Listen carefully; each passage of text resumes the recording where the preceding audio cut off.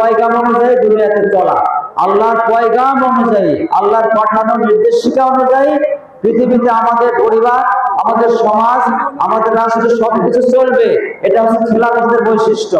কিন্তু আল্লাহর খলিফা আমরা, কিন্তু খেলাফতের দায়িত্ব আমরা পালন করতেছি না।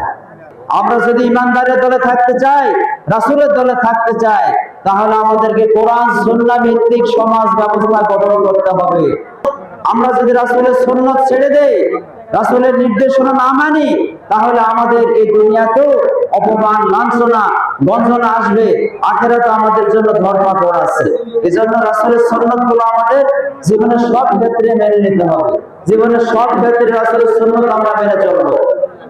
রাসূল বলেছেন, ওই সকল যুবকেরা কিয়ামতের দিন আরশের নিচে জায়গা পাবে যে যুবকরা যৌবন বয়সে আল্লাহর ইবাদত করে।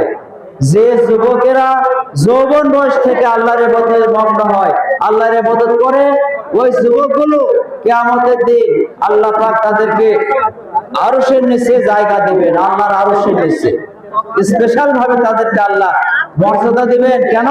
তারা যৌবন কালে আল্লাহর ইবাদত করেছে।